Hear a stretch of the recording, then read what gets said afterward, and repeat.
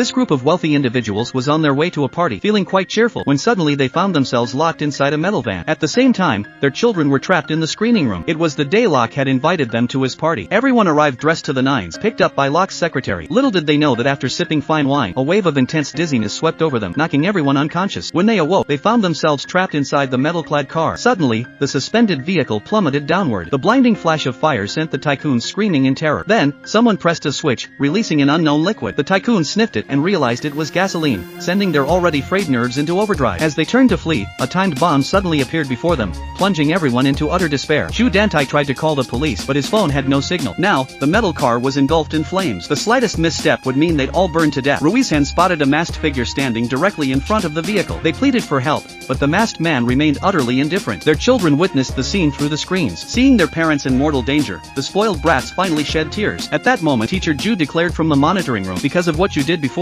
your parents are about to pay with their lives for you." The rich kids completely broke down, knowing their parents would be burned alive. They had done exactly this to Shueya, locked her in the metal van and placed a cake inside. Panicked, Shueya accidentally knocked over the cake, instantly igniting the van. Seeing this, Shishuan tried to free Shueya, but they had accidentally damaged the door earlier, making it impossible to open. They abandoned Shueya and fled in a panic. As the flames grew fiercer, Shueya mustered every ounce of strength to smash the window glass and staggered out. Barely a few steps away, the metal van exploded. Shueya crouched on the ground, utterly disheveled. Later, Shueya messaged them in condemnation, but they only responded with cruel mockery. Not a single one showed a shred of remorse. Only now, with their own parents facing the same peril, did they know fear? Each was filled with overwhelming regret. Teacher Zhu used the PA system to have them write down what they had done to Shueya under the accusation of the masked man. The wealthy parents finally realized their children had nearly killed Shueya, yet they still chose to cover it up. They desperately explained it was just a harmless prank among kids. Zhu Dantai even raved about tearing the masked man limb from limb, but the masked man remained unmoved. He held their children hostage, demanding they confess their crimes against Shueya. Zhu Dantai warned everyone not to fall for it, claiming the masked man was only intimidating them and wouldn't harm them. Jenny's mother, terrified of dying, immediately declared her innocence. She too had only learned later that Shueya was locked in the electrical room. That day, she had merely cleaned the bloodstains from the fountain. The lawyer declared Zhu Dantai was orchestrating everything, that he had ordered them to conceal the truth. Chaos erupted in the car as everyone began blaming each other. Suddenly, the masked figure exploded. Upon closer inspection, it was revealed to be nothing more than a mannequin. The real black-clad figure emerged from the shadows. When she turned, everyone recognized her as Xiulian, the woman they'd interacted with daily. Zhu Dantai ordered her to stop,